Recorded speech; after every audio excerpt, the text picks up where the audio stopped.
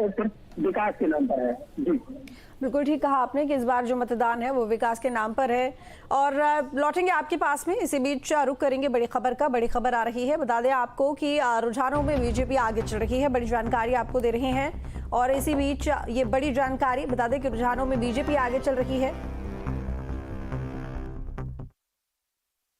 हृदय से आभार प्रकट करता हूं, बहुत बहुत अभिनंदन करता हूं माननीय प्रधानमंत्री नरेंद्र मोदी जी की गरीब कल्याण योजनाओं पर जनता ने मोहर लगा दी। यानी कि एग्जिट पोल होने वाले हैं। आप लोगों ने भी काफी मेहनत करी। अभी चूंकि पूरा परिणाम आना बाकी है, लेकिन जो प्राथमिक रुझान प्राप्त है उसमें भारतीय जनता पार्टी प्रचंड बहुमत की ओर आगे बढ़ रही है। और ये मिल्कीपुर वगैरह को लेकर जो आरोप लगाए जा रहे थे, समाजवादी पार्टी जब जब हारती है इस प्रकार के अनर्गल आरोप लगाती है। प्रदेश की जनता अच्छी तरह असलियत जानती है।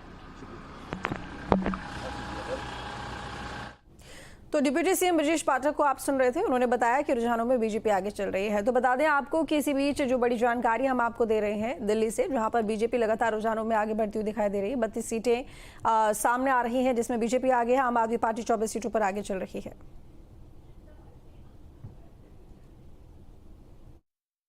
आज बेहद महत्वपूर्ण दिन है। मिल्कीपुर के उपचुनाव को लेकर के अगर बात करते हैं तो जिस तरीके से दिल्ली के लिए चुनाव महत्वपूर्ण है, वैसे ही उत्तर प्रदेश में उपचुनाव तो एक ही हो रहा है मिल्कीपुर का, लेकिन महत्व बेहद ज्यादा है। इन सब पे बात करने के लिए उत्तर प्रदेश सरकार के मंत्री धर्मवीर प्रजापति हमारे साथ हैं। सर, एक उपचुनाव मिल्कीपुर, लेकिन महत्व बहुत है। बीजेपी के लिए नाक की लड़ाई है, साख की लड़ाई है। आखिर आज मतगणना होनी है, किस तरीके से आप आश्वस्त हैं? हम पूरी तरह आश्वस्त हैं। हम मिल्कीपुर भी हम जीतने जा रहे हैं और दिल्ली का चुनाव भी हम लोग जीतने जा रहे हैं। दिल्ली के चुनाव की अगर हम चर्चा करें तो 10 साल का कार्यकाल दिल्ली की जनता ने देखा है। केजरीवाल के जितने भी झूठे वायदे और जिस तरह से वायदा किया था, मैं गाड़ी नहीं लूँगा, बंगला नहीं लूँगा, जिस तरह से शीश महल बनवाया और शराब का जो बढ़ावा दिया, शराब में जो घोटाले हुए, जनता वहाँ की सब जान चुकी थी। और इस बार जो है जनता ने पूरा मन बना लिया था कि हम बदलाव लाएंगे और बीजेपी की सरकार बनाएंगे। तो निश्चित रूप से बीजेपी की सरकार दिल्ली में बनने जा रही है और मिल्कीपुर चुनाव भी हम लोग जीतने जा रहे हैं। मिल्कीपुर चुनाव की जीत के लिए आप क्या क्या ऐसे आधार मानते हैं जहां से लग रहा है कि बीजेपी वो सीट निकाल? देखिए, हम लोगों ने धरातल पे काम किया है। हम लोग, हमारे संगठन और सरकार दोनों ही हमारी पूरी तरह से वहाँ मिल्कीपुर में आम जनता तक पहुँचे और निरंतर प्रयास किया हम लोगों ने कि जनता हमारे पक्ष में रहे और रही भी। परिणाम भी हमारे पक्ष में होने जा रहा है। तो मैं कह सकता हूँ विपक्ष ट्वीट करता है, हम लोग धरातल पर काम करते हैं। एक चीज़ माना जा रहा है कि अयोध्या का जो चुनाव था लोकसभा का, जिस तरह से वहाँ समाजवादी पार्टी जीती, कहीं ना कहीं उसका एक जवाब होगा मिल्कीपुर की जीत। निश्चित रूप से हम लोग जीतेंगे तो वो एक मैसेज जाएगा उसका। और पहले हम लोग लोकसभा के चुनाव में जिस तरह से हम लोग पीछे रह गए, अगर हम वहाँ चुनाव जीत रहे हैं तो निश्चित रूप से एक मैसेज अच्छा जाएगा। और दूसरी बात, वहाँ मिल्कीपुर में भी जनता ने समझ लिया था। जनता लोकसभा के चुनाव में आरक्षण और संविधान के बहकावे में आ गई थी, लेकिन जनता जब जान चुकी थी कि ये सब फालतू की बातें थी, जनता अब जान चुकी थी और इसलिए मन बना लिया था कि हम भाजपा के साथ रहेंगे। एक सवाल और है, क्या इस सीट की जीत और हार का अंतर जो भी आएगा परिणाम में, क्या उसे हम 2027 के साथ जोड़ सकते हैं? हम उसे सरकार के कामकाज या विपक्ष के कमज़ोर होने से जोड़ सकते हैं? देखिए, एक चीज़ तो है, जब हम कहीं परिणाम हमारे पक्ष में आता है तो सरकार का और संगठन का, सरकार का एक मैसेज जाता है कि सरकार काम कर रही है और निश्चित रूप से एक सकारात्मक मैसेज तो जाता ही है और कार्यकर्ता में ऊर्जा भी आती है। और हारने पे विपक्ष कमज़ोर भी नज़र आता है। निश्चित रूप से एक संदेश जाता है कि विपक्ष कमज़ोर है। बहुत बहुत धन्यवाद। सरकार के मंत्री धर्मवीर प्रजापति कह रहे हैं कि जीत और हार दोनों का मायने होता है। न सिर्फ मिल्कीपुर भारतीय जनता पार्टी की सरकार और संगठन अपने मेहनत से जीत रही है, बल्कि दिल्ली के भी चुनाव को लेकर के उनका कहना है कि बदलाव का दौर है और जिस तरीके से वहां दिल्ली की जनता ने वोट डाला है, इस बार बदलाव होगा, भारतीय जनता पार्टी की सरकार बनेगी। वीडियो जर्नलिस्ट सूफी खान के साथ आलोक पांडे, न्यूज़ स्टेट, लखनऊ। तो मिल्कीपुर से इस वक्त की बड़ी खबर आ रही है। बता दें आपको कि मिल्कीपुर से इस वक्त की बड़ी खबर, और मिल्कीपुर में मतगणना लगातार जारी है।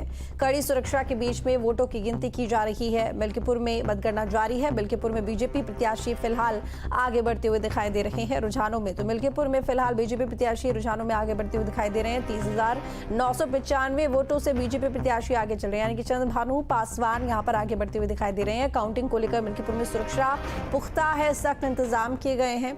तो मिल्कीपुर विधानसभा उपचुनाव जिसको लेकर मतगणना की जा रही है। बता दें कि हाल ही में 5 तारीख को यहाँ पर वोटिंग हुई थी, और ऐसे में ये बाई इलेक्शन बेहद महत्वपूर्ण माने जा रहे हैं। महज सीट एक है, लेकिन इंपॉर्टेंट बहुत है तमाम दलों के लिए, इसीलिए कोई कोर कसर छोड़ी नहीं गई प्रचार प्रसार में। ऐसे में रुझान सामने आने शुरू हो गए हैं, और रुझानों में बीजेपी प्रत्याशी आगे। पुरुषोत्तम राम की नगरी में आता है मिल्कीपुर विधानसभा क्षेत्र। आज मतगणना शुरू है। मुझे चिरतुल्य मतदाताओं पर, प्रभु श्री राम की कृपा पर, हनुमान जी की कृपा पर, माँ सरयू माई की कृपा पर, और हमारे नेता माननीय अखिलेश यादव जी की कृपा पर यकीन और विश्वास के साथ मैं कह सकता हूं और कह रहा हूं कि भारतीय जनता पार्टी ने यूं तो बेईमानी का पूरा रिकॉर्ड तोड़ दिया गया। विश्व में जो गिनीज में नाम दर्ज किया है बेईमानी में, और इसके बारे में हमने बहुत पहले कई बार, और यहाँ तक 4 फरवरी को चुनाव आयोग भारत सरकार, चुनाव आयोग उत्तर प्रदेश, और जो हमारे यहाँ पर चुनाव में ऑब्जर्वर आए थे 2, उनके सामने पूरी बात रख दिया था। एक एक अक्षर उन्होंने पढ़ा, और जो जो शिकायतें और संभावनाएं थी जिनके बारे में मैंने उनको पूरी तरह से, और यहाँ के दैनिक जागरण को, अमर उजाला को, जन मोर्चा को, और सबको दे दिया था। और चुनाव जब हो रहा था तो जिन जिन शिकायतों पर, संभावनाओं पर मैंने दिया था, वो सारी हमारी शिकायतें, संभावनाएं पूरी तरह से उस समय साबित हो रही थी। जिस समय बूथों पर भारतीय जनता पार्टी के गुंडे कैप्चर कर रहे थे, यहाँ तक पीठासीन अधिकारी बटन दबा रहे थे, इसकी शिकायतें दिया। लेकिन उन शिकायतों पर जो ऑब्जर्वर आए थे अटेंड करते थे जरूर, हाँ जी करते, लेकिन कुछ नहीं किया, और पूरी तरह से लूटपाट किया गया। इसके बावजूद भी भारतीय जनता पार्टी हारेगी।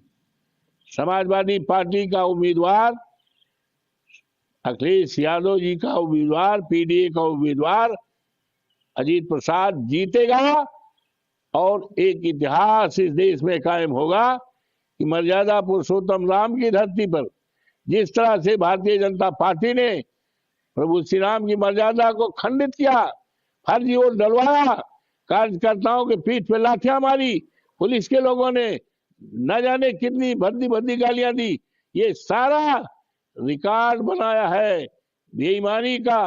और तो देखिए, अभी आप सुन रहे थे यहाँ पर अवधेश प्रसाद को, जो कि फैजाबाद से सांसद हैं। उन्होंने कहा कि यहाँ पर समाजवादी पार्टी ही जीतेगी, और किस तरीके से बीजेपी लोगों को लेकर कोई काम नहीं करती विकास के लिए, और भ्रष्टाचार करती है, क्राइम रेट को लेकर उन्होंने कई बातें कही हैं। तो लेकिन फिलहाल यहाँ पर रुझानों की अगर हम बात करें तो बीजेपी प्रत्याशी आगे चल रहे हैं, चंद्रभानु पासवान, और जो अजीत प्रसाद हैं, अवधेश प्रसाद के बेटे, वो भी यहाँ पर चुनाव लड़ते हुए दिखाई दे रहे हैं। और आपको ये बता दें कि फिलहाल वो पीछे चल रहे हैं बीजेपी के कैंडिडेट से। अजीत प्रसाद, जिनको ये उम्मीद थी क्योंकि उनके जो पिता हैं अवधेश प्रसाद काफी समय से सीट से जीतते आ रहे हैं, जिसका फायदा जरूर अजीत प्रसाद को मिलेगा, लेकिन रुझान फिलहाल कुछ और ही बता रहे हैं। यहाँ पर देखा जा रहा है कि बीजेपी प्रत्याशी आगे चल रहे हैं। अब क्योंकि महज एक सीट है और अक्सर बाय इलेक्शन में देखा जाता है कि जो सत्ताधारी पार्टी होती है उसके ही हक में जो रिजल्ट है वो सामने आते हैं, क्योंकि कुछ दिनों पहले भी यहाँ पर 9 सीटों में चुनाव हुए थे, 10 सीटों पर चुनाव होने थे, लेकिन क्योंकि मिल्कीपुर का जो चुनाव है वो किसी वजह से टल गया था। 9 सीटों पर हमने देखा कि बीजेपी ने